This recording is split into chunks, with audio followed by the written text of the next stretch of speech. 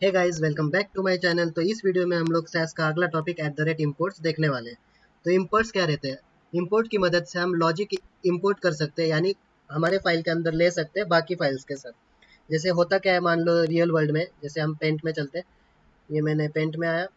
Real world में क्या होता है कि जो डेवलपर्स रहते हैं वो क्या करते हैं, बैकग्राउंड से रिलेटेड जो भी इफेक्ट्स है वो एक फाइल में रखते हैं, मिक्सिंग से रिलेटेड एक इफेक्ट एक फाइल में रखते हैं, फंक्शन से रिलेटेड जो भी इफेक्ट है एक फाइल में रखते हैं, वेरिएबल्स। ऐसे एग्जांपल दे रहा हूँ कि हर किसी से रिलेटेड जो इफेक्ट्स है वो एक एक फाइल में रखते हैं। ऐसा क्यों रखते हैं? मान लो हमने ये वेरिएबल्स, फंक्शन, मिक्सिंग, बैकग्राउंड सारे के सारे एक ही फाइल में रखे और हमको बस बैकग्राउंड ही यूज़ करना है, तो हम क्या करेंगे, वो फाइल इंपोर्ट तो कर लेंगे, लेकिन उसकी वजह से क्या होगा, एक छोटा सा कॉन्सेप्ट भी हैंडल करने के लिए हमें पूरी फाइल लिंक करनी पड़ रही है, जिसकी वजह से पूरा जो स्पेस है हमारा वो वेस्ट चला जाएगा। तो स्पेस वेस्ट ना करते हुए हम क्या करेंगे, इसको एक एक फाइल में लिंक करेंगे और फिर सीधा बैकग्राउंड का कुछ एट्रीब्यूट लगाना है तो सीधा बैकग्राउंड की फाइल हम इंपोर्ट करेंगे। तो इंपोर्ट की मदद से हम सारे इन्फॉर्मेशन कलेक्ट कर सकते हैं इन सारी फाइल से, और एक एक ही फाइल के अंदर रख सकते हैं। जैसे हम चलते हैं किसमें, पहले ये देखते हैं। ये चलिए VS कोड में चलते हैं। VS कोड में जाने के बाद एग्जांपल देता हूँ। जैसे हम नोड मॉड्यूल्स में गए, नोड मॉड्यूल्स के अंदर बूटस्ट्रैप में गए। बूटस्ट्रैप के अंदर यहाँ पे देखिए सैस की फाइल है, यहाँ पे आप सैस की फाइल में देखोगे तो इन्होंने देखिए हर फाइल के लिए एक एक, हर इफेक्ट्स के लिए एक एक फाइल बनाई। जैसे बटन के लिए एक फाइल बनाई है, अलर्ट के लिए एक फाइल बनाई है, बटन्स, ड्रॉप डाउन, ये सब हर किसी के लिए इन्होंने एक फाइल बनाई है, नैव, ये सब के लिए देखिए यहाँ पे। और फिर ये सारी फाइल्स क्या किया इन्होंने, स्पिनर्स, मॉडल, इन सब फाइल को एक ही इसमें रखा है, और यही सारी फाइल इन्होंने लास्ट में एक मेन फाइल bootstrap.scss के अंदर इंपोर्ट किया है। तो यहाँ पे देखिए सारे फाइल जो भी है, फंक्शन, वेरिएबल, मैप, मिक्सिंग, ये सारे इन्होंने यहाँ पे बना के इंपोर्ट किए। तो अभी इन सारी फाइल्स में आप एक चीज कॉमन देख सकते हैं। तो ये सारी फाइल क्या है, अंडरस्कोर से स्टार्ट हो रही है। ये देखिए सारी की सारी फाइल्स अंडरस्कोर से स्टार्ट हो रही है। बस ये मेन कुछ जहाँ पे इंपोर्ट किया है वो फाइल नहीं छोड़ के बाकी सारी फाइल्स इंपोर्ट से स्टार्ट हो रही है। तो इसका मतलब क्या है कि हर फाइल, जो भी फाइल हमको इंपोर्ट करनी है उस फाइल को हम स्टार्ट करेंगे किससे, अंडरस्कोर से। तो यहाँ पे ये तो मैंने एग्जांपल दिया। तो चलिए यहाँ पे जाते हैं हम SRC में, SRC के अंदर SCSS में जाते हैं, और यहाँ पे मैं एक फाइल बनाता हूँ किस नाम से, ये फाइल मुझे इंपोर्ट करानी है। तो डायरेक्ट वेरिएबल नहीं लिखूंगा, मैं क्या लिखूंगा, अंडरस्कोर वेरिएबल डॉट SCSS करके फाइल बनाऊंगा। ये मैंने फाइल बनाया। अब मैं क्या है, ये जो मैंने पिछले वीडियो में लूप्स पे एग्जांपल लिया था, इसी फाइल पे हम इफेक्ट्स अप्लाई करते हैं। तो फिलहाल इस फाइल को मैं हटा देता हूँ ताकि इफेक्ट्स लूप्स के अप्लाई ना हो। ठीक है, अभी यहाँ ये बूटस्ट्रैप हटा देता हूँ। अभी मैंने वेरिएबल्स डॉट SCSS करके फाइल बनाई। ये फाइल मुझे इंपोर्ट करानी है दूसरे फाइल में, तो इसको मैं कुछ पैडिंग देता हूँ। जैसे इसके अंदर कुछ वेरिएबल्स देता हूँ पैडिंग करके, जो हमें इफेक्ट्स अप्लाई कराने। पैडिंग मैंने कुछ दिया 5 पिक्सल। पैडिंग के बाद मैं कुछ देता हूँ क्या, बॉर्डर देता हूँ एक, बॉर्डर देता हूँ कुछ, बॉर्डर क्या दूँ, 1 पिक्सल सॉलिड रेड देता हूँ या 2 पिक्सल सॉलिड रेड। बॉर्डर के बाद मैं देता हूँ कुछ शैडो करके भी, डॉलर शैडो। शैडो में कुछ 2 पिक्सल 3 पिक्सल, और कौन से कलर का शैडो देता हूँ, ग्रे कलर का। ये मैंने दिया। अभी ये फाइल मुझे कहाँ इंपोर्ट करानी है, एक दूसरे फाइल में। उसको मैं मिक्स इन करके यूज़ करता हूँ। तो SCSS में मैं और एक फाइल बनाता हूँ। इसको भी मैं क्या करता हूँ, अंडरस्कोर मिक्स इन करके देता हूँ। क्यों? क्योंकि ये फाइल भी मुझे किसी और में इंपोर्ट करानी है, इसलिए मैं इसको देता हूँ मिक्स इन डॉट SCSS। ठीक है, अभी इस फाइल को मुझे ये वेरिएबल फाइल को यहाँ पे इंपोर्ट कराना है। तो कैसे करूँगा, मैं सिंपली लिखूंगा @import, इम्पोर्ट @import लिया, उस फाइल का नाम लिखूंगा।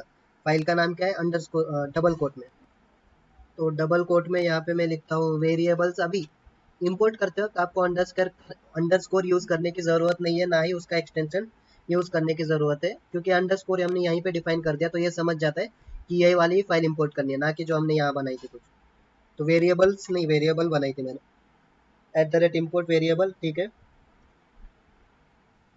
अभी हम मिक्सिन यूज़ करते हैं। तो यहाँ पे मैं क्या करता हूँ, @mixin यूज़ करता हूँ। मिक्सिन को कुछ नाम देता हूँ, मैं कुछ नाम देता हूँ बॉक्स स्टाइल करके। बॉक्स स्टाइल करके मैंने कुछ मिक्सिन को नाम दिया, और इसके अंदर पैरामीटर दे सकते हैं या नहीं भी दे सकते, आपकी मर्जी है। और इसके अंदर मैं फॉर लूप यूज़ करूँगा, फॉर के अंदर कहाँ से कहाँ तक। तो मैं यहाँ पे डॉलर वेरिएबल नाम दूंगा, फ्रॉम, कहाँ से, 1 से स्टार्ट करना है, क्योंकि मुझे वो बॉक्स हमने पिछले एग्जांपल में देखा था, ऐसे ऐसे लाने 1 से कहाँ तक, फ्रॉम 1 से थ्रू फ्रॉम 1 से 4 तक। एक काम करते हैं, 4 नहीं लिखते क्योंकि ये तो हमें पता है 4 बॉक्सेस है। जब पता नहीं रहेंगे तो हम क्या करूँगा, यहाँ पे मैं डॉलर एक वेरिएबल बनाता हूँ कुछ हाउ मेनी करके। हाउ मेनी, हाउ मेनी मतलब कहाँ तक मुझे पता नहीं, और ये वाला जो वेरिएबल में इस मिक्स इन के पैरामीटर में पास करता हूँ ताकि उसको पता चले कि यहाँ पे पास किया है डॉलर हाउ मेनी। ठीक है, अभी डॉलर हाउ मेनी के बाद मैं यहाँ पे इसको बॉक्स को हमने कैसे दिया था, बॉक्स क्योंकि क्लास है डॉट बॉक्स डैश हैशटैग की मदद से हमने क्या किया था, बाइंड किया था। हैशटैग करली ब्रेसेस के अंदर क्या है, ये डॉलर वेरिएबल की वैल्यू डॉलर आई ये वाली जो है। आपको नहीं समझ में आ रहा होगा ये क्या है, तो ये मैंने पिछले वीडियो में बताया है लूप्स के, वहाँ पे आप जाके देख सकते हो। तो यहाँ पे मैंने, ठीक है, अभी यहाँ पे मैं मार्जिन लेफ्ट कुछ यूज़ करता हूँ, किधर गया मार्जिन लेफ्ट। मार्जिन लेफ्ट क्या है, डॉलर आई इंटू 100 है ना हमारा, डॉलर आई इंटू 100 माइनस 100 है। अगर स्टार्टिंग से स्टार्ट करना है तो मैं इसको पहले क्या करता हूँ, ब्रैकेट के अंदर लिखता हूँ डॉलर आई इंटू 100 और माइनस 100 पिक्सल करता हूँ, माइनस 100 पिक्सल पिक्सल, और यहाँ पे भी 100 पिक्सल से मल्टीप्लाई कर रहे हैं तो साइज डिफाइन करते हैं। ठीक है, डॉलर आई इंटू 100 पिक्सल। अभी इसके बाद मुझे ये यहाँ देखिए, यहाँ पे मैंने पैडिंग क्या क्या इफेक्ट दिए थे, पैडिंग बॉर्डर शैडो यहाँ पे कुछ दिया नहीं है, लेकिन हमने क्योंकि यहाँ वेरिएबल फाइल इंपोर्ट किया तो हम डायरेक्ट यूज़ कर सकते हैं। क्या लिखूंगा मैं, पैडिंग, पैडिंग क्या है, डॉलर पैडिंग करके, डॉलर पैडिंग, फिर पैडिंग के बाद क्या था, box shadow, box shadow, box shadow, और यहाँ पे मैं लिखता हूँ कुछ डॉलर शैडो करके, और फिर इसके बाद बॉक्स शैडो के बाद बॉर्डर भी था तो बॉर्डर, डॉलर बॉर्डर करके। तो ये मैंने फाइल्स यहाँ पे यूज़ नहीं किए लेकिन इंपोर्ट किए, तो चलिए देखते हैं ये काम करता है या नहीं। और लास्ट में हमारी वेट जो देनी रह गई है 100 पिक्सल। ठीक है, ये मैंने कर लिया। अभी अभी हम क्या करेंगे, एक और एक फाइल बनाएंगे जहाँ पे ये मिक्सिन और वेरिएबल इंपोर्ट करेंगे। तो यहाँ पे मैं क्या करता हूँ, SCSS में और एक मेन फाइल बनाता हूँ, किस नाम से, क्या है हम इंपोर्ट कर रहे हैं तो इंपोर्ट से ही बनाता हूँ, इंपोर्ट डॉट SCSS करके बनाता हूँ। और यहाँ पे इसके अंदर मैं दोनों फाइल इंपोर्ट करता हूँ, @import, इंपोर्ट क्या करूँगा मैं, डबल कोट के अंदर पहला वेरिएबल इंपोर्ट करना है और दूसरा मिक्सिन इंपोर्ट करना है। तो @import, अंडरस्कोर नहीं देना, याद रखना, अंडरस्कोर बस बताने के लिए कि ये वो फाइल इंपोर्ट हो रही है मिक्सिन। और ये इंपोर्ट वाली फाइल में किसको लिंक करूँगा, लूप्स के अंदर ही लिंक करता हूँ। तो यहाँ पे मैं क्या लिखूँगा, $/src dist, पहले इसको कन्वर्ट तो करो भाई। कन्वर्ट करने के लिए हम जाएंगे यहाँ पे ओपन इन इंटीग्रेटेड टर्मिनल, और उसके बाद यहाँ पे लिखेंगे सैस के अंदर क्या है, इम्पोर्ट डॉट SCSS, और फिर dash dot dot slash dist slash import करके वो फाइल बनाता है, imports डॉट CSS, और एंटर किया, ये हमारी फाइल बन गई। लिस्ट के अंदर आप देख सकते हैं कि इधर तो भी import डॉट CS बन गई। अभी इस फाइल को हम लिंक करेंगे कहाँ पे, यहाँ पे, तो यहाँ पे लिस्ट के अंदर import डॉट CSS, और अभी ओपन विथ लाइव सर्वर करते हैं और देखते हैं तो इसका इफेक्ट अप्लाई हुआ नहीं है, क्यों नहीं हुआ इफेक्ट अप्लाई, चलिए देखते हैं। तो डॉलर आए, मार्जिन लेफ्ट, सब तो ठीक लग रहा है। सब तो ठीक लग रहा है, देखते क्या गड़बड़ है। यहाँ पे फाइल का नाम import डॉट SCSS, यहाँ पे हमने क्या बनाया है, फाइल का नाम imports dot CSS, imports dot CSS, तो चल क्यों नहीं रहा, देखते हैं हम क्या है, क्या हमारी गड़बड़ है।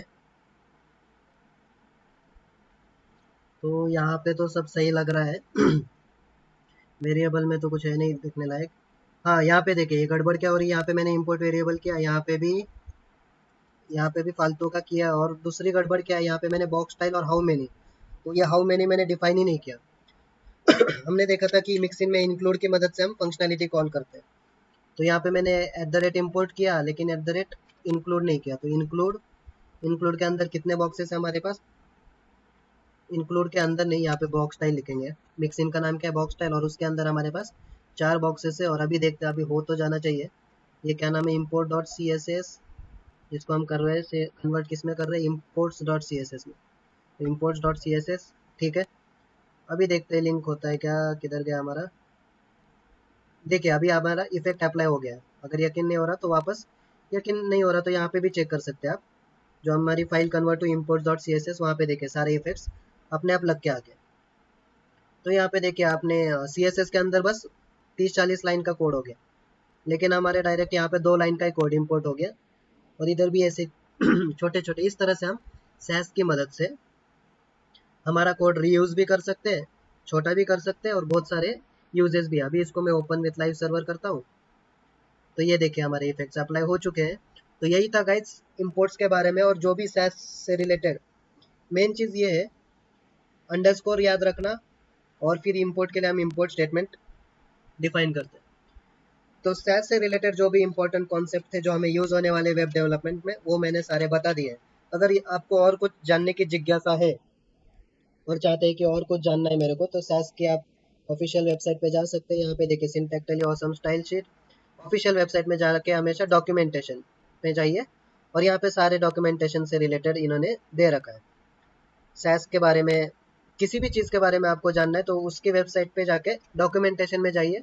जिन्होंने ये सैस बनाया है, जो भी बनाया, वही आपको सीधा बता रहे कि कैसे डॉक्यूमेंटेशन की मदद से आप क्या क्या सैस के अंदर क्या क्या फीचर्स है वो देख सकते हैं। तो यही था गाइज सैस के बारे में। उम्मीद करता हूँ आपको मज़ा आया होगा इस सैस के प्लेलिस्ट में और साथ ही साथ नया बहुत कुछ सीखने को मिला होगा। तो चलिए फिर मिलते हैं अगले प्लेलिस्ट के साथ, एक नई प्लेलिस्ट जिसमें मैं बूटस्ट्रैप के बारे में भी पढ़ाऊंगा।